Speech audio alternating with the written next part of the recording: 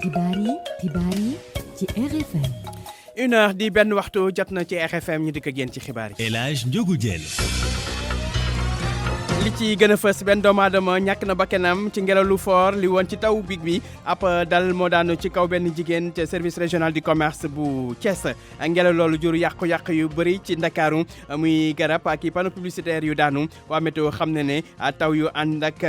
ay ngelaw dina amaat fii ak nawet bi di jeex l'école bi ubbi tey ji élèves yi delluwaat ci daara yi wante nag seetlu bi moo di ne ubbi tey jàng tey mujj naa doon ubbi tey jàng suba ndax melokaanu l'école yi ci diwaan yu bëri ci réew mi ay coppite ci règlement intérieur bu assemblée nationale di sart gi tënk doxinu pencu ndaw réew mi commission yi nar a yokku jóge ci fukk ak benn dem ci fukk ak ñeent assemblée nationale di amal session extraordinaire nag tey ji réew Afrique yi soxla lu jege ñetti téeméeri milliards ngir xeex terrorisme am ndaje bu ñu jagleel wàllum karange ci Afrique ñu koy amal jamono ji ca Diamniadio xibaaru bitim réew soxna Naata Mbaye lañ ci àndal soxna Naata ñu ngi lay nuyu. maa ngi lay fay bu baax Alaaji Njoogu ca Mali ginnaaw attaque terroriste yi fa amoon ca ndorteelu semaine bi ba ñaar fukk ak juróom ci ay soldat faatu ca njiitu réew ma Ibrahim Boubacar Keïta ne ñetti fanu dëcc lay amal foofee ca réew ma yëpp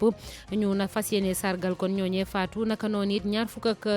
nit yi faatu semaine bële weesu ci benn lakk bu amoon ca capitale ba di Bamako xibaaru biti réew yi bokk na ci blogueur mauritanien boobee nga xam ne dañ ko condamné woon à mort moom nag def na benn déclaration ca France ba mu daw làqatu ji moom Mohamed Ould Makhaytir daanaka kàddu yi mu yëkkati woon la waxaat ba léegi mu jàpp ni république islamique bu Mauritanie boobule daanaka dara soppeeku fa li ñuy def yëpp dara baaxu ca lu ci mel ni wàllum jaam ak ni ñuy maltraité doomi aadama yi. ba ci kanam soxna Naata ngir yaatal gi buñ ci noppee tàggat yaram Cheikh Tidiane Diagne Thiandal Cheikh ñu ngi lay nuyu. maa ngi lay fay Alaaji Njogu wàllu football danañ ko daal di waxtaane ak tournoi UFOA bi nga xamante ni ñu koy amal ci diwaanu Thiès tey jii nag dañ dooraat lii di jongante yi gannaaw bu ñu toogee démb daal di ko bër ak lii di match deuxième tour yi ñu méngale ko quart de finale Sénégal diggam ak ñii di waa Bénin lay daal di doon leneen li nga xamante ni fas yéene nañ ko waxtaane ci li xibaaru tàggat yaram moo di équipe nationale A Famara Diédhiou di kenn ci joueurs yi nga xamante ne Aliou Cissé woowaat na leen mu daal di kon bokk ñëwaat ci équipe nationale gannaaw bu mu raté lii di coupe d'Afrique bi moom nag yëkkati na ay kàddu daal wax anam yi nga xamante daal noonu la bëgg a doxalee mbiram ci biir équipe nationale bu Sénégal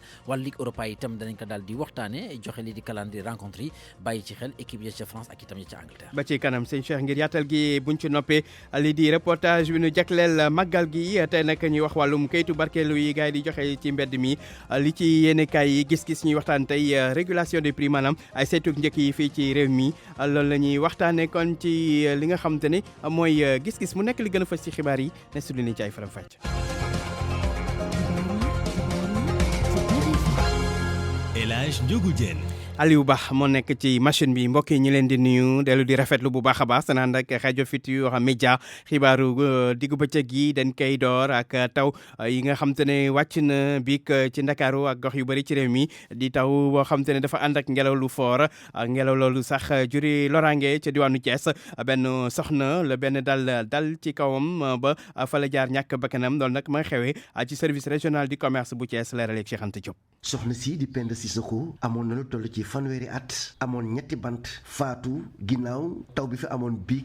ànd ceeg ngelaw lu am doole ba tax na fii nga xamante ne moom la dëkkoon nekkoon fa mook jëkkëram ci ab bâtiment ci service du commerce garab gu rëy déjeeku daanu ci bâtiment bi ci la dal bi nag dale ci kawam mu ñàkk ci bakkanam préfet bu diwaanu Thiès di Fodé Fall bi mu yëgee mbir mi nag la woo waa sapeur pompier bu Thiès ñu daw dikk ngir taxawu ñi nga xamante ne ñi ngi ci biir bâtiment bi kii di borom këram di Abdoulahat Si ak ñetti doomam ñu génn leen mujj ñoo am benn gaañu-gaañu waaye ki nga xamante ne moom mooy Penda Sissoko di soxnaam ñàkk na ci bakkanam ba jamono yi ma nga ci morgue hôpital Amadou Sakhir Ndiéguène bu Thiès directeur bu service bu commerce bu Thiès di Aliou Samb moom mbir mi jëlee ko kaw lool mu wax ne mënul yëy yàbbi ci ndaxte kii génn àdduna ku ko jege woon la ngelaw li ak taw yi nga xamante ne am na ci diwaanu Thiès daanaka jur na ay yàqu-yàqu yu bëri garab yu bëri dañoo daanu ay poteau électrique ba ci tableau bu mag bi nga xamante ne booy dugg Thiès xàll wi jëm yoonu Ndakaaru tableau boobu sax dafa daanu RFM Thiès Cheikh Anta Diop. Cheikh Anta Diop lu ñu mel tamit lañ nemmeeku fii ci Ndakaaru di garab yu bëri di daanu naka noonu tam ay poteau courant tax nag ba dem beek dikk bi gàllankooru ci yenn xal yi fii ci Ndakaaru yàqu-yàqu yi tamit bëri na lool Nafissatou Sylla. tey moom vraiment moom mun nekk tey woon ñu commencé. ak jaaxle la directeur école Adja Waret Diène di ñu wan yàqu-yàqu bi ngelaw bu metti bi def démb ci école bi muy jiite loolee sax daal di naxasal li di ubbite école bi Ismaïla Diaw. département moo occupé classe CP bi ak C1 ak CM1 gisoo fi faux plafond daanu na toiture bi dem na table banc yi am na yoo xam ne yàqu nañ parce que faux plafond yi ci la daanu briques yi daanu nañ ci kawam yaa de l'eau ndox mi mu ngi ci biir taa bagage yu metti tegoon ci biir tamit tooy na. bilan bu metti bu ñu sukkandikoo ci meeru Gueule Tapée Fass Colobane Ousmane Ndoye nag ne dina def kéem kàttanam ngir lépp yemb ci nu mu gën a gaawee. Entrepreneur bi dina ñëw tey bu soobee yàlla daañu dégager lépp dindi yëpp et puis on commence les travaux peut-être ça va prendre 4-5 jours parce que quand même la semaine prochaine les enfants en milieu de semaine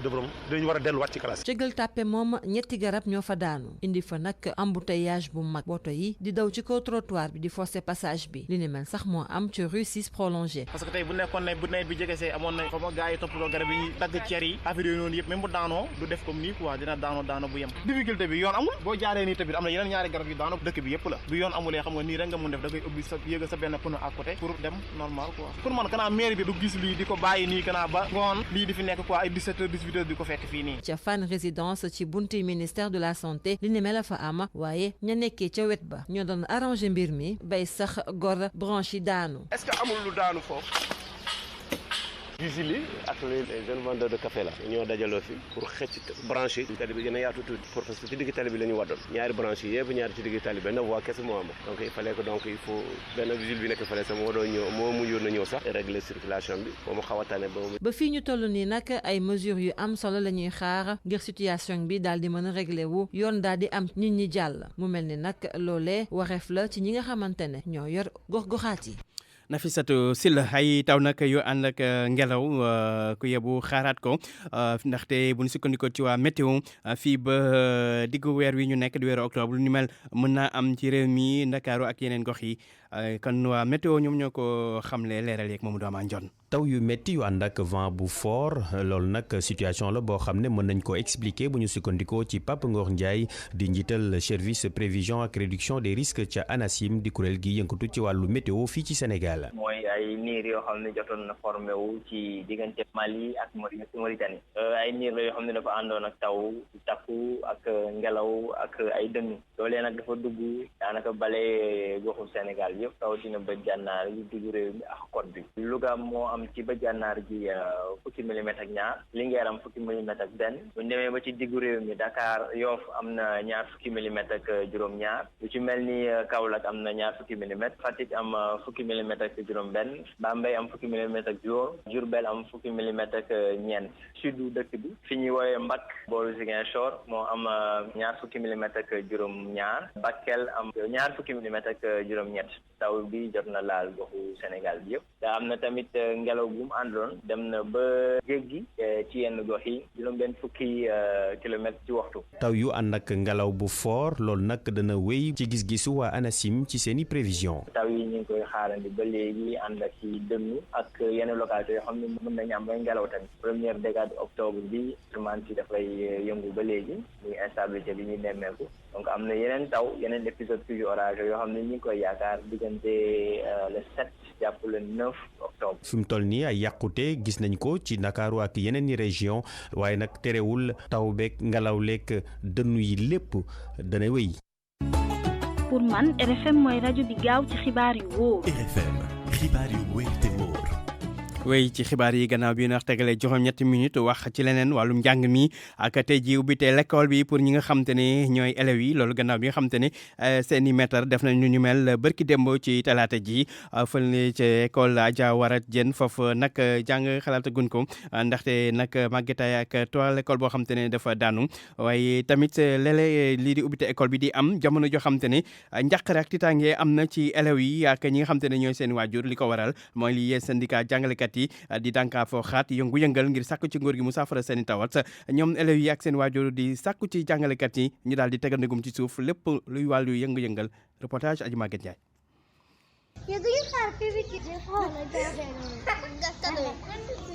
tey mu di bésu ubbite école yi fii nag ci école Adja Waret Diène bu Soumbédioune ndongo yi dellooguñu ca classe ya li ko waral toiture yenn sa bërëbu jàngkaay yëpp a deñ Mamadou Diagne di élève ca école ba nekk ci classe CM1 di ko méttitlu. ñun dañuy bëgg jàng am suñu bac suñu diplôme ñu dem université jàng ñu dem ñuy fay suñu salaire jàppale suñu wàll. grève yi dakk loolee moo di bëgg-bëggu élève bi Abdourahmane Gaye di xalaat ëllëgëm. grève day def ay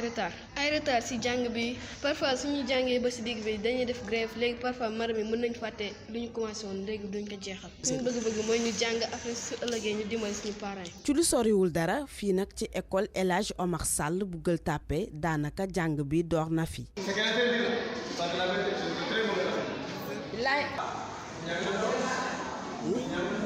ndaw si ñu fekk foofu muy indi doomam di rafetlu liggéeyu yenn ci jàngalekat yi. Moussa Ba moom macha allah day jàngale normal moom Moussa Diouf moom yàlla na fi yàlla bàyyi li ñu bëgg yàlla na fa yàlla may ndax dañoo macha allah dañuy jàngale macha allah duñu daw benn côté nag. toppatoo nañ leen yàlla baax na xam nga loolu rek lañ doon ñaan ñëwaat ba commencé waat ba amaat Moussa bu baaxee comme nii rek. bu fekkee yenn ci école yi pareegunu ngir respecter concept bi di ubbi tey jàng tey ñenn ñi ñoom respecté nañ ko ci lu jëm ci way juru ndongo yi lépp lu ñuy ñaan mooy ñu am année scolaire bu dal. aji Maguette Ndiaye lu soxoo sax njàng mi ba léegi fële ca diwaanu Richard Toll foofa nag ubbi nañu waaye élèves yi ñoom ñi ngi vacances ba léegi daanaka ñëpp ci ñoom demuñu tey ji ci l'école yi Mamadou Diagne. Contrairement à beaucoup d'écoles où l'inondation n'a pas encore fini de dicter sa loi. Mamadou Diagne kon ñuy xaar élément wolof bi jëm nag ci lu bite l'école bi foofu ca diwaanu Richard Toll li ñu nemmeeku moo di ne élèves yi ñoom teewuñu ñu ngi wéyal ba léegi seen i vacances Mamadou Diagne lañ ci àndal kon foofu ca diwaanu Richard Toll.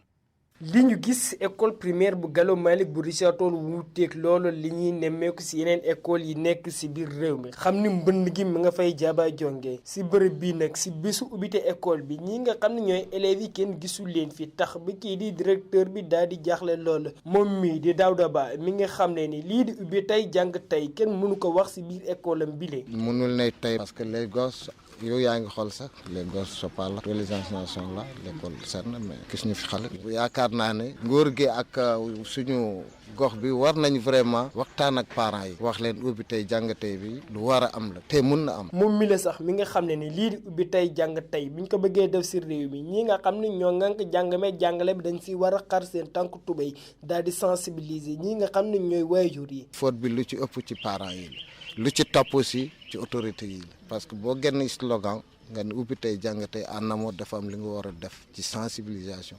li nga war a def ci nettoiement et cetera ubbi tey jàng tey ñun ñoo nettoyer suñu bopp ñun ñoo def lépp. maintenant ku melul na man ou bien ku feebar mbaa ku amul ay parents d'élèves yu farlu da ngay am jafe-jafe quoi ñëpp dal nañ ci yeewu daal pour mu ubbi tey jàng tey bi nekk réalité yi. directeur bi sax yamul foofu ndax mi nga xam ne ni si biir école am cours yi daañu tàmbali semaine bii ñu jublu loolee kat dana leen may temps ba ñu daal di régler yii nga xam ni moo si des ngir ñu amal année scolaire bi jaar si yoon Mamadou Diagne Richard Toll rajo Futurs Médias. Mamadou Diagne ca Ziguinchor mel tamit lañ fa nemmeeku élèves yi teewuñu daanaka dañoo toog seen kër di vacances ba léegi di loo xam te nag inspecteur ba mi ngi koy naqaru si yàgg Goudiaby ci micro Lamine Baax. wàllum administration suñu jaan wàcc na si wàllum élèves yi ñëw loolu responsabilité parents yi parce que yaakaar naa bu ñu ne école day démarrer tey enseignants ñëw nañu. condition administrative dañu leen réunir condition état salle yi infrastructure dañu leen réunir kon pareil dañu war a gën a góorgóorlu ñu bàyyi seen doom mi wax leen ñu jël ay mesures fermes ñu libéré la ñu dem suivre école bi am kankuran mooy fambondi mooy kumpa mooy ay baal tout ça loolu ay nawetaan loolu war nañu ko bàyyi parce que vraiment école dafa jóg école dañu ko ubbi alors si wàllum assainissement tamit am na ay yeneen gox comme Bignona surtout Ziguinchor quartier Goumel ak fi Escale dañu gis ay établissement bëriw ñu nag foofu dañu am inondation ba léegi mu ngi persister parce que dafa jafe nag ñun comprendre nañu situation bi boo pompé tey suba mu taw inondation ndox bi encore ñëwaat parce que nappe phréatique bi sorewul dafa affleuré métti na lool mais ñu ngi encore solliciter maire yi ñu ne leen ñu wax leen ñu gën a góorgóorlu rek ñu topp ndox bi. mu nekkoon Siaka Goudiaby mooy inspecteur bi yor wàllu njàng mi ca diwaanu Ziguinchor 1h tegal fukki minute ak ñeent. ak RFM kumpa jeex na. leneen ci xibaar yi jëm ci kër gi di IPRES di kër retraité gi am nag njiit lu bees depuis démb ca conseil des ministres muy nag Amadou Lamine Dieng doonoon ba fii directeur général bu kër gi di ANPEJ moom nag mu wuti fa ka fa newoon di Mamadou Diagne Sy Mbengue waaye nag coow am na ci ndaxte yenn kuréelu retraité yi dañu gis ne dañoo jalgalti sart yi ndaxte directeur bu IPRES du conseil des ministres moo ko war a fal waaye nag conseil d'administration bu kër ga moo ko war a fal ku xam te ne nag doonoon na fi ak diir directeur général bu IPRES Jean-Paul Dias ne loolu dëgg la waaye moom li mu gis moo di ne dañoo war sax léegi di fal directeur IPRES décret maanaam jox ko sa rangu ministre loolu nag dina saafara lu bëree bëri ci geneen wàllu mu gis tamit ne kër googu di IPRES dañu war di koy saytu ci wàllu yorin wi ñu déglu ko moom Jean-Paul Dias. ñiy wax loolu ñu ngi ci dëgg parce que conseil d'administration mooy nommé directeur IPRES kooku dëgg la mais système boobu man suma wàllu bopp yaakaar naa ne baaxul je pense que pour dooleel IPRES il faut que directeur général bi état nommé ko pas en conseil des ministres te ki ñuy nommé sax dañ ko war a yokkal beneen ndomba tànk dafa waroon a bokk ci système officiel du état bi mun na nekk un ministre délégué mun na nekk un ministre conseiller wala yu mel noonu je pense que loolu intérêt bi c'est que kooku day tax nit kooku mun a di gis président di gis premier ministre di wax ak ñoom di diisoo ak ñoom et cetera et puis daf koy dooleel mais état nommé directeur IPRES en conseil des ministres kooku c'est une bonne chose te man dama ci ànd problème bi c'est pas yoon lii la tëral loi bi di la kii et cetera parce que il faut ñu xam dara responsabilité fay retraite état bi moo ko yor maanaam tey xaalisu IPRES mu lakkoon wala mu réer wala ñu sàcc ko complètement effectivement mënul am mais supposons hypothèse d'école mu amoon état bi mooy assurer paiement retraite yi donc mission bi état moo ko moom état daf ko jébbal daf ko dénk benn institution. mu nekkoon Jean-Paul Dias di directeur nekkoon fi kon ay jamono directeur général bu IPRES nekk sax ci di bu gàtt la woon la jotoon kon jiite kër googu di IPRES moom Jean-Paul Dias nguur gi di dalal xel yi gannaaw bi nga xam te ne am na xeetu mburu bu bees boo xam te ne dañ ko war a tàmbali di jaay ñeent fukki dërëm fii ci Ndakaaru lañ koy tàmbalee ki nga xam te ne nag mooy directeur du commerce intérieur di xam ne nag lépp luy matuwaay jël nañ ko ndaxte mburu moomu ci boulanger yi ak kiosque yi képp lañ koy jaay te tamit daañu fexe ba poids beeg yeneen yi ñu daal di sàmmonteeg moom Ousmane Mbaye directeur du commerce intérieur doonoon tey ganuk RFM matin. consommateur bi tey gis nañ ni bëri na ñaxtu yi bëri na ci qualité mburu bi am na consommateur yoo xam ne tey pare nañ pour fay mburu boo xam ne dina nekk un pain de qualité boo xam ne dina satisfaire ses exigences mais nangu na aussi fay prix bi nga xam ni moom la méngool. ñu gis ni aussi boulanger bi liggéey aussi beneen mburu boo xam ni poids bi mooy gën a yokk mooy gën a baax ci boulangerie bi en terme de rentabilité mais foofu li tax ñu mën ko encadrer ba tax ñu jàpp ni consommateur mën na ci bañ a gaañu ndax loolu association consommateur ñoo ko posé ñoo ni 4e format bi yàgg nañ ko bëgg mais suñ ko dugalee maanaam tijj ko ba nga xam ne nu neex waaye defe ko du jombul dinañ gis ay boulanger yoo xam ni que dinañ bàyyi format yi amoon ñu tudde leen ay format standard ñu gis ni que bii ci lañ ëpp intérêt ñu maanaam gën a liggéey format bu bees bi loolu it consommateur yi wax lu xel mën a nangu la ñu ni leen comme loolu am na dañuy encadrer 4e format bi 3 formats yi amoon maanaam fi ko ñuy doon jaayee nañ ko kon ne di ko fa jaayee mais 4e format bi ci boulangerie bi lañ koy jaayee li tax ñu ne ci boulangerie bi lañ ko bëgg ñu ko fay jaayee mooy dañoo gis ni dañoo war a créer benn dynamique bu bees fexe ba sénégalais bi nga xam ne nii mi ngi jàkkaarloo ak boulangerie ou bien à 100 pas mi nga am une boulangerie muy dem ci boulangerie ba di fa jënd mburu mu bees bi ñu dugal ne mooy jar 200 gars yi jàpp nañ ni ak naxe ma nga ca laxasu ndax progressivement xëy na ñi nga xam ne boulanger yi dinañ tàmbalee rocc ci seen i four li nga xam ne moom mooy miisu fanweer bi bu ko defee imposer nit ñi miisu 200 bi. format yi nga xam da doon am boobu mooy distribution bi gën a bëri. ku xëy na du ma lakk mburu 150 mburu 200 laay lakk lu ci waay mën. ci boulangerie xam nga tamit maanaam boulangerie marché lay topp. maanaam c'est un opérateur économique boo xam ne nii que amul sens nga tëm ni lii dama koy imposer marché bi demande marché bi la ñuy topp. demande marché bi la ñuy topp di kàddu Ousmane Mbaye nekk directeur du commerce intérieur wax lu soxal assemblée nationale tey nag la ñuy dooraat liggéey bi ak li di session extraordinaire bu ñuy amal tey ji nag ci ngoon gi lay doon bokk na nag ci li ci nar a gën a fës ay coppite yoo xam te ne am na ci règlement intérieur bu assemblée ba li di commission yi nag seen lim nar a jóge ci fukk ak benn dem ci fukk ak ñeent neneen nag li ko waral mooy dañu bëgg assemblée gën a méngoog jamono ak doxalin wi Pape Besti Ba.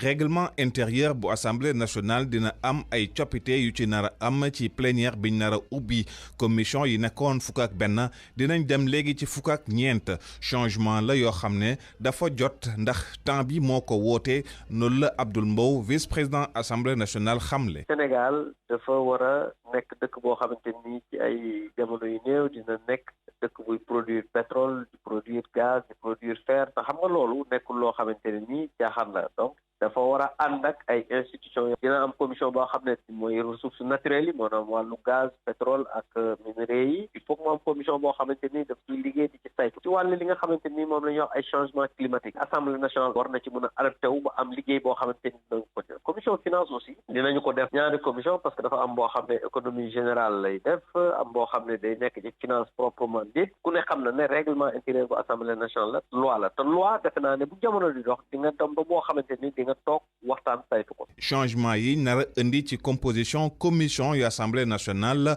waxtaan la guñ déggoo diggante majorité bi opposition ak ñi bokkul fenn di non aligné yi même su fekkee ne ñoom député non aligné yi nee nañ dañu bëgg groupe parlementaire nombre bi ngay am ñu wàññi ko majorité bi ñu ne ubbeeku nañ ngir waxtaan ci proposition bu ni mel. nombre député pour am groupe parlementaire loolu bul fàtte ne 12e législature lañ ko indi woon 10e maanaam le 10e pour nga mën a def groupe parlementaire waxtaan yi nag dina ko. beneen changement bu ñu xaar mi ngi soxal mode de votation loi de finances initiale jeex na commission technique commission finance avant plénière léegi benn commission finance bu ñu yaatal moom mooy am su ko defee ñu jox député yi temps bu bëri ñu mën a jàngat bu baax a baax budget yu ministère yi. ab bees di ba ñu yokk ci ne lu weesu wàllum règlement intérieur ba assemblée nationale ñoom député yi daañu saytu tam coowal 94 milliards gi nga xam te ne assemblée da cee taxawaloon sax ab commission d'enquête parlementaire ba sax daal di ci liggéey ba def ci rapport loolu dañu ko waxtaanee tey jii kon ci ndoxteelu session extraordinaire bi am tey jii ca ngoon ca pencum ndaw réew ma.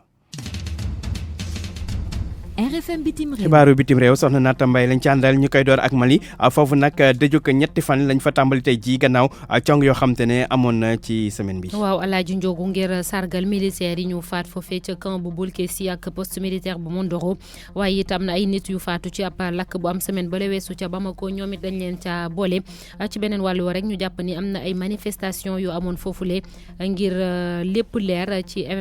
événement yu mujj yi am foofule dañ ci ànd ak Fatima Tali. ñetti fanu dëj ca réewu Mali loolee la Ibrahim Boubacar Keïta njiitu réew ma décrété li ko tàmbalee ci alxamesu tey jii bu minuit jotee ci réewu Mali gépp dañ delloo njukkal ñu loru ca cong yañ fa amal altine ak talaata yi weesu ñi ko amal di ay terroriste yëf yaa nga xewee ca camp Bolkesi ak ca poste militaire bu Mondoro te nekkee ca centre bu Mali delloo wale njukkal ñu loru ca lakk ya fa amoon ay bés yi ñu génn ci ñetti fanu dëj yi ci bâtiment yépp ak édifice public yi dañ fa wàcce drapeau yi bépp xew-xew ak xumbute buñ naroon amal li ko dalee 4 jàpp juróom-benn fan ci weeru octobre ajandi nañ ko daal di nañ tamit nemmeeku ay doxu ñaxtu ca Bamako yu demee ni yu soxna ak xale yu 33e régiment yu commando parachutiste yu Djikori Para waaye manifesté yi daal di nañ tam gàllankoor avenue Mohamed VI ci yoonu Sébenikoro ñoom ñi leen di artu nguuru Mali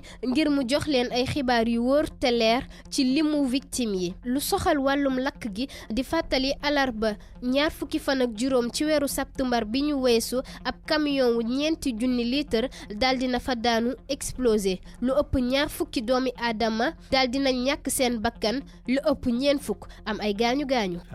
lii naata way wax ca Mauritanie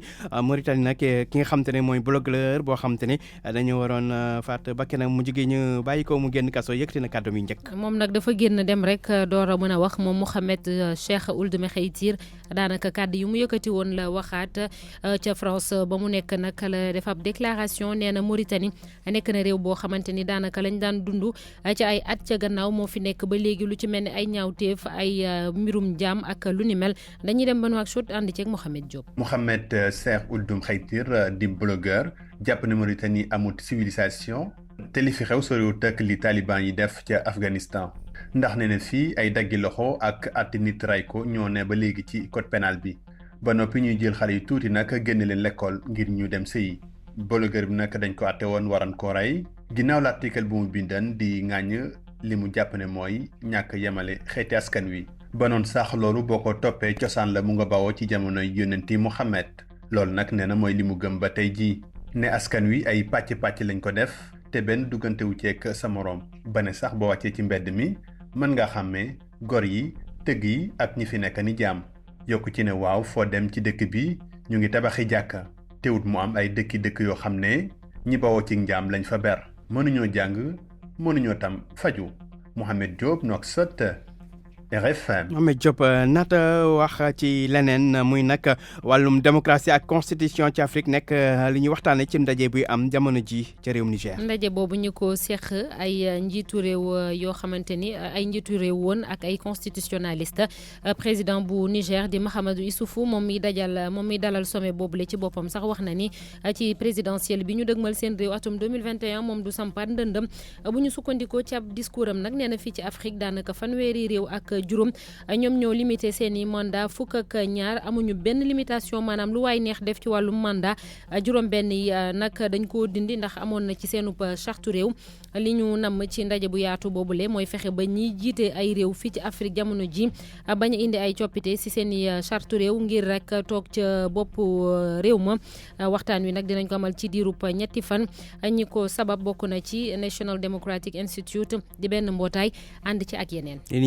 Afrique dem ba Canada foofu nag campagne électorale fédérale daal di mi ngi wéy ak nag débat bu njëkk diggante ñi xëccu. mel na ni débat boobu lépp luñ ca bëggoon nag am nañ ko ginnaaw ñaar fukki fan ak ñaar ba campagne bi dooree ba léegi ñeent ci juróom benn candidat yi ci diirub ñaari waxtu wax nañ ci seen i programme tontu ci seen i laaj waaye nag yenn saa yi mu am kenn ku jokkar bi ka ca des keneen ki tontu Mamadou Aïcha Ndiaye moom moo ñu teewal foofu lay ca Québec. ñaar fukki fan ak ñaar bi ñu tàmbalee campagne électorale fii ci Canada démb ci guddi moo nekkoon premier débat bi nga xam ne ki candidat yi ñeent ci juróom benn yi jàkkaarloo nañu ci TVA télévision bi nga xam ne ki moom mooy télévision bu Canada ay jox wax sa nawle delloo la ci ay mbir yoo xam ne yi soxal na réew mi dégg nañ ko ci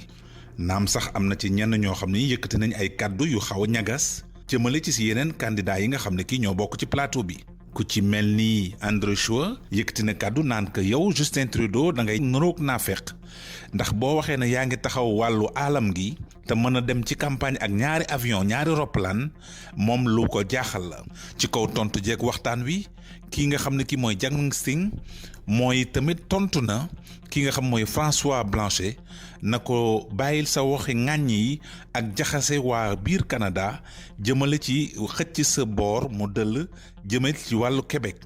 ñeenti candidat yi ci juróom benn yooyu waxtaan nañ ci wàllu immigration waxtaan nañ ci wàllu koppar nan la ñuy wàññee impôts yi nan la ñuy wàññi xeexee aalam gi wàllu ndox mi ak wàllu gàncax gi ba Canada du am ay jafe-jafe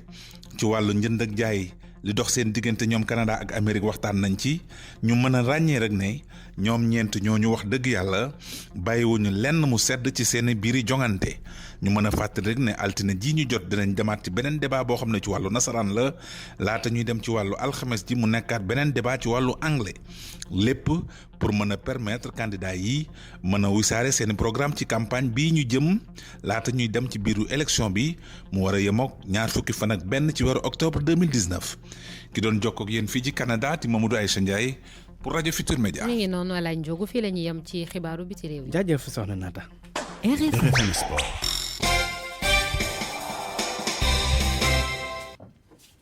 yegg si léegi ci xibaaru tàggat yaram yi ànd ceeg Cheikh Tidiane Diagne Cheikh dañuy dox ak tournoi football IFOA bi am ca Thiès tey jii nag la ñuy dox lii di quart de finale yi. Sénégal dana ca dal di sóobu diggam ak Bénin ci bu 20h jotee lay dal di doon Sénégal bokk ci équipe nga xamante ni jamono gi ñu ngi leen di bàyyi xel njorte ni sax war nañoo mën a jël li nga xamante ni daal moo di coupe bi waaye foo rek ñu gën a dëgëral seen xar kanam gën a wane wàllu maîtrise loolu moo di kàddu Badara Sarr mi nga xamante ne ab entraîneur de football la. match la boo xamante ni test la bu baax pour Sénégal déjà parce que Bénin moo éliminé Guinée ñun tase woon nañu ak moom ci match aller phase CHAN bi yàlla def Sénégal gagné ko ci de façon très difficile donc Bénin keroog soo xoolee match bi mu joué contre Guinée match la boo xamante ni dañu déterminé woon donc match test lay doon grandeur nature pour équipe bi léegi nag li gën a am solo ci match bi mooy que suñu xoolee suñu premier match contre Guinée-Bissau bien que gagné nañ ko mais am na benn période boo xam ne contrôlé wuñu woon match bi donc match bi tey jii contre Bénin il faut que loolu ñu jéem ko def gën a contrôler match bi parce que déjà sélectionneur bi léegi defe naa ni am na équipe am yëpp parce que jour génération foot yi léegi ñëw nañu donc am na tout son effectif entre les mains donc loolu dina ko permettre mu liggéey bu baax mais lu gën a am solo mooy que ñun lu ñuy wax rek contrôler match bi ba pare am efficacité ci kanam ba pare bañ a may tamit béninois yi peut-être suñu xoolee seen match contre Guinée amoon nañu opportunité mais bi yoon effectivement jéem a contrôler loolu ba nga xamante ni suñu défense ak derrière notre défense parce que ci profondeur boobu des fois ñoom dañ ciy jouer ñu assurer loolu nga xam ne match bi ñun ñoo koy jox tempo bi ñu soxla daal ñu war a moom ballon bi ensuite gën a am précision gën a am efficacité aussi ci occasion yi ñu am ci kanam. jàppale nag ci wàllu deuxième tour googule Guinée Bissau tey jii ci bu 17h jotee ba tey ca Stade Lat Dior bu Thiès diggam ak république bu Guinée lay daal di doon ëllëg di ajuma 17h Mauritanie ak Gambie 20h Burkina Faso dana tase ak ñii di waa Ghana samedi 17h Nigéria diggante ak Cap-Vert lay daal di doon Togo 20h diggam ak ñi nga xam te ñoo di waa Côte d'Ivoire dimanche nag la ñoo fas yéene kon boog jeexal lii di deuxième tour yi 17h ba tey ca Stade Lat Dior bu Thiès diggante Libéria ak Niger lay daal di doon ba ca des diggante Sierra Leone ak Mali ci bu 20h jotee alaaj Sénégal bi jongante tey jii am na renfort bokk na ci ñoom Famara Diédhiou mi nga xamante ne jamono ji mi ngay toj championnat ba ca France moom nee na li muy def ca France la bëgg a def fii. Famara Diédhiou moom ca leneen la équipe nationale A bi la. équipe nationale A bi maanaam équipe nationale bu mag bi. fa lay yëngu moom mi nga xamante ni joueur la ca Bristol di club di deuxième division foofu la ci Angleterre moom bokk na ci joueur yi nga xamante ni Aliou Cissé woo na leen ngir ñu daal di kon bokk ñëw teewee jongante gu nar a dox suñu diggante ak Brésil fukki fan ci weeru octobre foofu la ca Singapour moom nag am na ay kaddu yi nga xamante ni yëkkati na ko ci micro Alassane Seck la mu xam ne daal moo di bile yoon bu ñëwee daal dana fexe kon bokk nu mu dëggalee boppam ci équipe bi ndax am na ci yaakaar loolu. plaisir et fierté. waaw kontaan naa trop dellu si waat équipe nationale bu Sénégal gannaaw ba mu toogee ab diir gu yàgg nga xam te ne ñëw ma léegi nag bu ñu xasee ba wala nag faw rek nga wane li nga xam te moom nga mënee dëgg la am na ñu bëri ñi nga xam ne ñu ngi doon réclamer li nga xamante ni daal moo di sama présence ci Coupe d'Afrique des Nations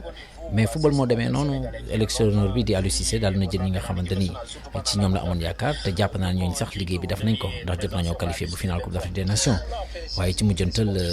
ñu daal di ko perte waaye teewul mën nañoo jàpp ni daal Coupe d'Afrique bu baax lañ jot a def léegi nag man sama dellu si équipe nationale na ma ko waxee rek ci ndorteel gi moo di neex na ma loolu te fas yéene naa bu ma ñëwee bi la yoon daal def sama kéem kattan ngir fexe kon bokk na ma marqué ay points ngir bu ko daal defee ci prochaine échéance yi ma war a mën a bokk ci équipe bi waaye li ci mënti am rek jàpp leen ni mu di man wala keneen di samay morom ñoom itam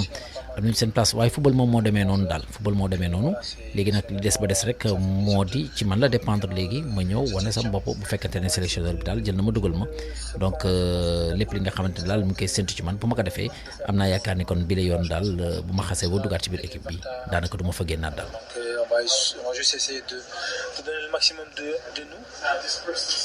Cheikh mu nekkoon Famara Diédhiou di kon joueur Sénégal ñu woo ko kon ci équipe nationale moom nag mu fas yéene bëgg a wane boppam ci match Sénégal Brésil bi am kon alxamis bii di ñëw des ba léegi ci wàllum football gannaaw Ligue des champions démb Europa League moo ay tey. waaw dana bëri ay match waaye ñu daal ci comp yenn yi rek moo di équipe bu France yi bi si mel ni Rennes bu Mbaye Niang tey jii ci bu 19h jotee ñoom ña nga ca Italie ca Rome seen diggante ak Lazio lay daal di doon 16h55 ca France Saint-Étienne di fa dalal doomu Allemagne yi di Wolfsburg 19h diggante Arsenal lay daal di doon ak Standard Liège di club belge Manchester United di beneen club bu Angleterre ñoom 16h55 tey jii ci ngoon danañu fekki ñii di waa Alkmaar di club bi nga xamante ni ca Pays-Bas la ñu soxee ko wala njiw ci reportage yi ñu jagleel 18 safar di màggal gi te nag ñuy wax ci kat yi nga xamante ne nit ñi dañ koy faral def di ay carte barkeelu nit ñi nag ne li waral loolu mooy wàllum ndimbalante lañ bëgg mu fës ngir waajal màggal gi reportage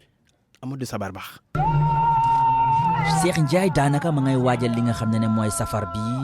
ci kantinam bu ndaw bi xasaayid ya ma nga fay jolli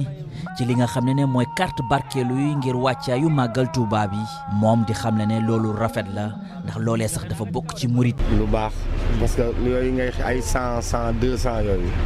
wala téeméer bu dajaloo mën lu bari lu baax la daal c'est doo ko yëg bëriwul mais bu baree bu ñëpp joxee dina mën a faj lu bari. ci avenue Lamine Gueye ñu daje ci egsi gi tur boobu sax la ñu nangoo jox moom mi dëkk ca Kaolack ak ay rastaam di xamle ne ndimbal dafa yàgg ci li nga xam ne mooy yoonu murit du lu bees. lu ñu sëriñ bi jaral la parce que sëriñ bi daf ñu koo jaral moo tax te loolu dafa nekk si loo xamante ne jaamu yàlla gënu ko jël sa alal liggéey ko mais nga nangu koo jël def ko ci yoonu yàlla def ko ci yoonu sëriñ Touba di si jàppale say mbokk taalibe. Mor Ndiaye ma ngay fëgg poussière bi nekk ci marchandise yi gannaaw taw bu metti bi nga xam ne moo amoon démb di xam ne sax murit yi dañoo yàgg ci dimbalante dafa bokk ci digle yi nga xam ne ku tedd ki sëriñ Touba joxe na ko. loolu lu rafet la képp koo xamante ni bon yaa ngi dund ci taalibe mu leer la ni taalibe dafa neex te yoonu Serigne Touba maanaam yaatal gi moo waral taalibe yi di ci doxee noonu. daanaka ñaari semaine rek moo des ñu amal màggal Touba bi Sandaga nag taalibe yi ña nga ca wàccaay ya ngir rek waajal départ en exil bu Serigne Touba Xaadimu Rasuul. dañ koy door ak Momar Ndao Momar sabab yi waxtaan mi mooy wàllu mburu mi gis nañu coow li ci am ak nguur gi tëral format bu bees maanaam mburu bu bees boo xam 200 lay jar loolu di yenn kuréel way jëfandiku yi yéen asko seen sax àndu leen ci na dañ gis ne naxaate la pour ñi nga xam te ne ñooy way jëfandiku yi lu weesu tamit mburu meeg ay suukar seeg ciment bi chaque fois problème day am lan moo waral ba nguur gi am jafe-jafe ngir fexe ñëpp dëppook njëkk yi nga xam te ne moom la ñuy tëral. waaw li ko waral maa ngi leen di nuyu ñuy déglu ñëpp ci biir réew beeg bitim réew mooy ne boo xoolee par exemple pour non ñu jël kaaw mburu mi depuis des années da nga xam ne dañ ko administré maanaam du kum neex rek jaayee lu la neex ñu ne am na mburu buy jar nangam mburu buy jar nangam buy jar nangam bii mooy pesé nii bii mooy pesé nii bii mooy pesé nii boulanger yi nag depuis très longtemps dañoo bëggoon a yokk mburu mi ñun ñi ñooy yàq yokk bi léegi nag ñoom comme gis nañ ne mënatuñoo yokk directement ñu ne nañ ut benn proxndol buñ jaar pour yokk proxndol bi mooy dañ wax ni waaw dañ bëgg a defar mburu boo xam ne mooy gën a diis gën a am qualité di jar 200 ñun ñu ne leen mburu boobu suñ ko boolee ci homologué boulanger yi ci boppam dañuy jël mburu yi nga xam ne yeneen yi la dañ naan jeex na boo ñëwee ñu jaay la mburu 200 par force. mais waa nguur gi tamit côté boobu directeur du commerce intérieur dégg nañ ko nee nañ duñu bàyyi rek gars yi lu leen neex ñu def dañ koy seetu bu baax a baax bañ leen sax ba mburu moomu ci kiosque yi ak boulangerie lañ koy jaayee waaye daañu fexe ba sàmmonteeg sart yi. déedéet loolu nguur gi mënu koo surveiller parce que loolu lu ñu dund ba pare la. ndax lan amoon na fi benn at moo xam ne ñoom dañoo proposé ne dañ bëgg a jënd jaay benn mburu à 175 pour que léegi mburu yi gën a kii nangam. ma ne waa direction du commerce intérieur buñ nangu lii suñ ko nangoo bu subaa dootuñ gis mburu bi nga xam ne moom la ñuy xaar maanaam mburu bi nit ñëpp soxla néew di doole yeeg ñëpp ñu ne non ñoom dinañ surveiller wuñ dara ca suba ga gisatuñ mburu boo xam ne moom mooy jar 150. ndax tey jii amul benn administration amul benn état bu mun a taxaw ci borom boulangerie ne la yow da ngay defar 100 mburu yu 150 defar 200 mburu yu 200 et cetera munul nekk su ko defee dañuy defar tuuti mburu yu 150 pour bañ ñu ne leen defarul leen ko bu ko defee yi ci des yëpp nekk yu 200 soo ñëwee ñu ne jeex na ku ci mun dara par force di nga jënd mburu kon te kon bu boobaa bu 200 nga koy jëndee mais nguur gi man wax naa leen loolu mais dafa am ci administration bi ñoo xam ne dañ deful seen liggéey normal parce que boo xoolee exemple bi may joxe rek mooy boo xoolee ciment bi dafa amoon spéculation ndax depuis plusieurs années ñu ngi fii bëgg a yokk nit ñi ñoo tax yokk amul léegi nag bi nga xamee ne dem na ba nga xam ne état bi bëgg na dugal benn taxe bu bees pour mun a dimbale nit ñi néew doole pour ñu am logements sociaux yi ñu dugal 2000 ñu ne bon kon bu boobaa léegi plus 3000 yi fi nekkoon dinañ yokk 5000. ma ne état bi fexe leen ba génnee arrêté pour wax ne prix yu bees yi lii la ndax bu fekkee ne prix yi nga xamante ne bi moom la ñuy doxal actuellement normalul nga ne yokk nga 5000 ci loo xam ne mi ngi waroon a jar 54000 ñu koy jaayee 60000 waa ji jël 5000 teg ci 65000 la koy jaayee. alors que prix officiel bi 54000 la waroon a doon. plus 5000 yu bees yi muy 59000. bi ma ko waxee ministre bi mu ne dina ko def techniciens yi génnee ko ci. donc arrêté ba tey amul ci ciment bi su ko defee loolu day indi spéculation ndax nit ñi dañuy jaay lu leen neexee kooku mooy benn. ñaareel ba lii yore affaire pomme de terre yi ak soble yi agence boobu ci boppam su fekkee ne dafay fixer prix yi ARM dafa war a wax yow producteur bi temps ngay jaayee yow consommateur bi temps lañ la war a jaayee mais loolu suñ ko defee benn yoon lay doon ci biñ commencé gérer ba léegi wala ñaari yoon yu mel noonu ndax bu fekkee ne spéculation am na su fekkee jëloo arrêté problème day am te ñoom xawma lu tax ba léegi ñoom nangu ñoo jël arrêté loolu moo bokk ci li nga xam ne mooy indi yenn jafe-jafe yu bari ci affaire régulation bi parce que bu fekkee ne da ngaa gis nañ dellu si léegi ci yow ak waxtaan wi ñu ànd ak Meissa Babou di économiste monsieur Babou nguur gi gis nañ ko comme ni ko moom waxee chaque fois spéculation day am nguur gi am jafe-jafe pour réguler marché bi est-ce que mën nañu wax ne nguur gi lan moo tax muy lajj ci bor boobu ba nga xamante ne nit ñi lu leen neex ñu def jaaykat yi duñ sàmmonteeg njëkk yi. waaw c'est compliqué nag parce que léeg-léeg nguur googu ci boppam day def lu xëy na lu defuwul ndax man. maanaam. waaw maanaam su tey mburu moom muy wax noonu mais a benn arrêté ministre du commerce fekk meunier yi nekk en concurrence prix farine bi daanu ba 14 000 parce que loolu mooy concurrence parce que benn fourchette de prix la. ministre bi xëy woote réunion xaw ma daal nu ñu def ba tuddaat fa 18 000 mu mel ni meunier dañ cee ànd rek demandoo 18 000 loolu mooy noonu problème paie bi. boulangerie ne ñoom lii mënuñu ko suñ koy continuer dañuy perdre. mais farine bi aussi produit homologué la tam. farine am na produit homologué dafa am njëkk lu ñu tëral 18 000 boo xamante ne waru fa weesu mooy prix homologué. loolu lañ koy doxal dafa am prix plancher ak prix plafond. prix plafond bi mooy 18 000 bi mais dama ne secteur yu mel noonu fekkente ne yow ñoom ci ñi ci biir lijjanti nañ rayante ci seen biir di wàññeente kenn ku nekk di naan maal dàq wàññi mais parce que dañ ko mën suñ demee ba 14 000 waaw mais bàyyi ministre boobu doon gën a arrêté di changer prix donc réguler d'accord nañ ci ndax askan wi état bi daf leen yoral protection dañoo ne ci réew moo xam ne ni askan wi dañu xaw a ndóol kon d'accord naa lu mel ni ceeb lu mel ni gaz lu mel ni mburu mi lu mel ni et cetera yooyu état bi teg ci loxo ba ci garabu pharmacie daal ne lii moom comme que askan wi dañ koy jëfandikoo lu bari du ma leen bàyyi rek ak jaaykat yi kooku moom d'accord naa ci wante léeg-léeg dañuy def mais tey mën nañu see jël sax dogal bi ne noonu lay demee wante après problème bi mooy jëf bi ak li ñuy wax du nekk benn mën na ne d'accord yii nii teg nañ ci loxo ak yoonam mais après dañuy bàyyi gars yi lu leen neex ñu def ba nga xamante ne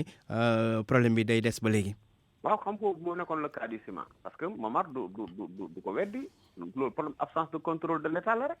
bu fekkente ne c'est clair parce que tamit xam nga noonu ñu def noonu ci ciment bi noonu lañ def ci soble bi yow mënoo dem fixer benn prix à la base ci producteur bi. oignon nga ne ko peut-être yow producteur bi 100 francs ngay jaay mais bàyyi marché ti leen ak marché kii lu leen neex jaay affaire bi dem ba 800 francs. intermédiaire lekk xaalisu askan mi parce que ñi dañ koy denc ñi naan la dafa manqué et cetera donc. moi je crois que le principe bu réguler d'accord nañ ci yenn fànn yi mais il faut aussi veiller à ce que tous les outils de contrôle les organes qui doivent se réunir pour comprendre la situation nationale xam ñaata tono fi ne ñaata la ñu war a mën a consommer et cetera que ces gens-là aussi participent à la régulation bu fekkente ne dañoo war a yokk tuuti as lëf amul problème ñu yokk tuuti as lëf ñu waree wàññi tuuti as lëf ñu topp aussi marché mondial bi. mais sa baabu nañ ñëwaat ci yow ci waxtaan wi Momar tey jii naka lañ mën a fexee ba nga xamante ne daal nguur gi dina matal cëram dina matal wareefam ci wàllum régulation ba nga xamante ne jafe-jafe yi faral di nemmeeku daañu ko fàtte mu taxawaay bi war. waaw dafa am lu ñuy wax ay agence de régulation. ñoom nañ def seen liggéey normal. seen liggéey normal mooy ñoom ñoo war a àtte kujjee gi nga xam ne moo nekk diggante opérateurs yi suñu àttewul rek affaire day këpp ci consommateur bi ndax d'accord ma sax ak Meissa Babou li mu wax ci farine bi parce que dañ ko fixé woon 18 000 ne waru ko romb. mais ça veut pas dire que kenn amul droit jaay lu gën a yomb. mais bi nga xamee ne meunier yi maanaam defarkati farine yi mujjee nañ ba njëg li wàcc ba dem 13 500 presque 5 000 francs wàññeeku ci. mais boobu régulation bi dafa waroon a wàññi prix bi pour le consommateur parce que li nga xam ne moom lañ fixé woon changé na. et que